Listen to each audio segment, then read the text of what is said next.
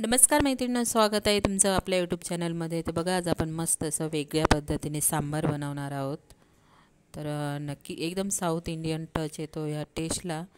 नक्की बनवून बघा तुम्ही एकदा माझ्या पद्धतीने. तर इथे बघा, मी फक्त डाळ कुकरला शिजवून घेतलेली. डाळ एकदम मऊसूत अशी शिजवून घ्यायची कुकरला. 4 ते 5 शिट्ट्या करायच्या. एकदम गाळ झाला पाहिजे डाळीचा. तर इथे तेल टाकून घेतलेले. तेल कडकडीत गरम करायचं आहे. त्यानंतर मी मोहरी टाकलेली. मोहरी मस्त अशी तेलामध्ये फुटून द्यायची. त्यानंतर कढीपत्ता टाकायचा. इथे उभा चिरलेला मी कांदा टाकून घेतलेला आहे. एकदम झटपट होणार आहे हे सांबार आणि जास्त झंझट पण नाही, एकदम वेगळ्या पद्धतीने. आणि आपण कुकरला भाज्या शिजवतो ना, तर त्या खूप साऱ्या शिजल्या जातात आणि त्याची वेगळी टेस्ट येते. नक्की माझ्या पद्धतीने करून बघा. मी भाज्या बघा कशा टाकते सांबारमध्ये. तर इथे आपला कांदा परतून झालेला आहे. त्यानंतर मी टोमॅटो टाकलेला आहे. कांदा टोमॅटो व्यवस्थित परतून घ्यायचं आहे. आपल्याला मीठ टाकून घ्यायचं आहे त्याच्यामध्ये. आणि सांबार मसाला मी कोणता वापरते सांबारसाठी तेही तुम्हाला सांगते मी. एकदम छान, एकदम साऊथ इंडियन, एकदम सेम तशी टेस्ट येते आपल्या सांबारला.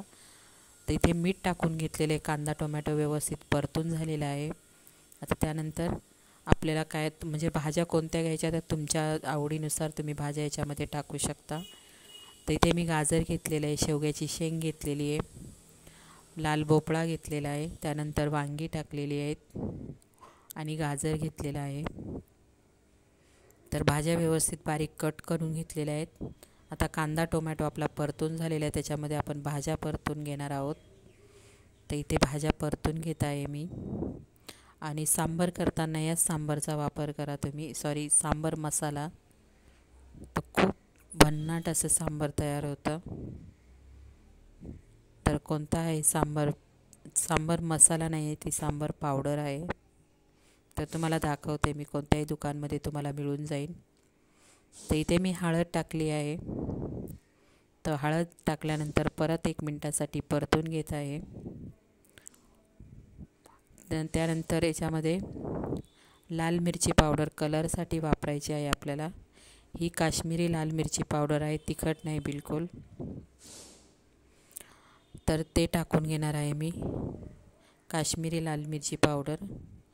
आणि भाज्या कुकरला कधीच शिजून नाही घ्यायच्या, खूप गाळ होतं. एक जरी शिट्टी केली ना डाळीमध्ये एकदम गाळ होतो. आणि भाज्यांचा असं सांबार बनवलं ना तुम्ही, भाज्यांचा एकदम मस्त असा अर्क आपल्या सांबारमध्ये उतरतो.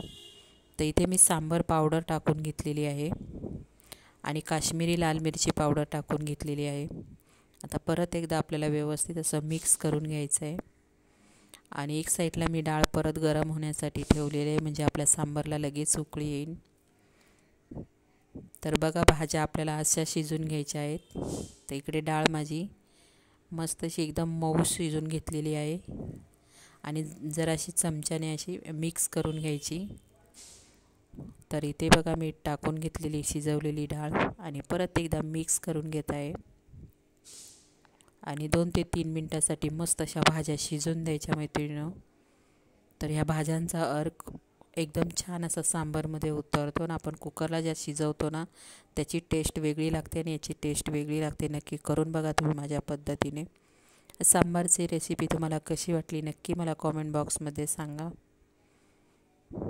कलर पण अप्रतिम येतो या सांबारला. नक्की सांबार बनवताना तुम्ही सांबार पावडरचा वापर करा, सांबार मसाल्याचा नाही. एकदम छान अशी टेस्ट येते त्याने. ते साऊथ इंडियन मसाला असतो तो. तर आपल्याला आता 2 ते 3 मिनटासाठी मस्त पहिली फुल उकळी येऊन द्यायची. त्यानंतर आपल्याला कमी गॅसवर शिजून घ्यायचं आहे. भाज्या मस्त अशा शिजल्या नाही की छान अर्क उतरतो सांबारमध्ये. आणि सांबारची चव एकदम भन्नाट लागते. तुम्ही इडली खाऊ शकता. बाय मैत्रिणींनो.